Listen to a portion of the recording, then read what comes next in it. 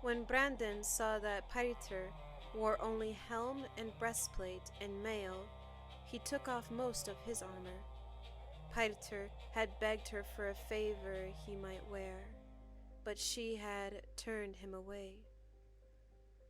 Her lord father promised her to Brandon Stark, and so it was to him that she gave her token, a pale blue handscarf she had embroidered with the leaping trout of river run.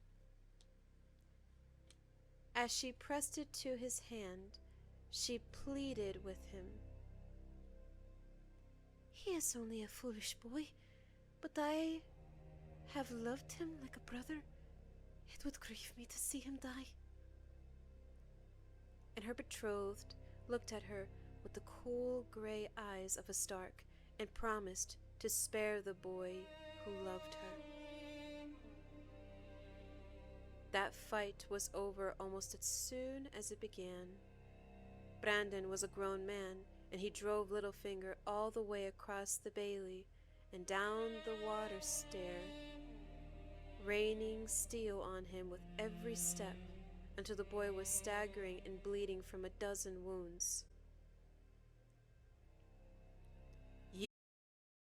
"Yield," he called more than once, but �々would only shake his head and fight on grimly.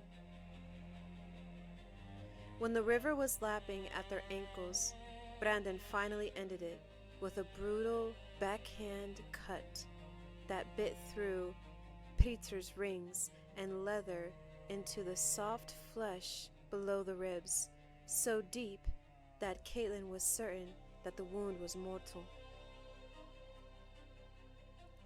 He looked at her as he fell and murmured, "Cat," as the bright blood came flowing out between his mailed fingers. She thought she had forgotten that. That was the last time she had seen his face, until the day she was brought before him in King's Landing. A fortnight passed before Littlefinger was strong enough to leave River Run, but her lord father forbade her to visit him in the tower where he lay abed. Lisa helped their Maester nurse him. She had been softer and shyer in those days. Edmure had called on him as well, but �々had sent him away. Her brother had acted as Brandon's squire at the duel, and Littlefinger would not forgive that.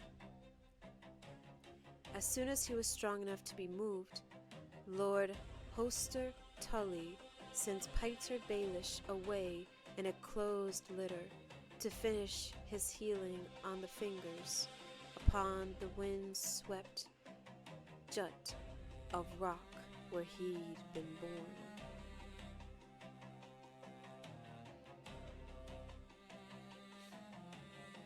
The ringing clash of steel on steel jarred Catelyn back to the present.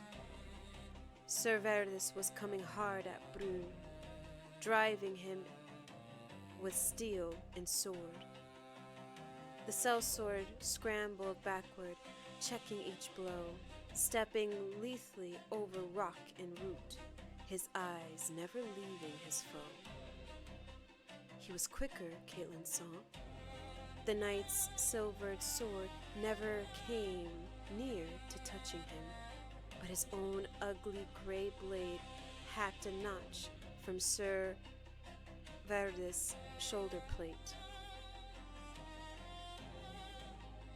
The brief flurry of fighting ended as swiftly as it had begun, when Brune sidestepped and slid behind the statue of the weeping woman. Sir Verdis lunged at where he had been, striking a spark off the marble of Lisa's thigh. "They're not fighting good, Mother," the Lord of the 𝘰𝘰𝘦 complained. "I want them to fight."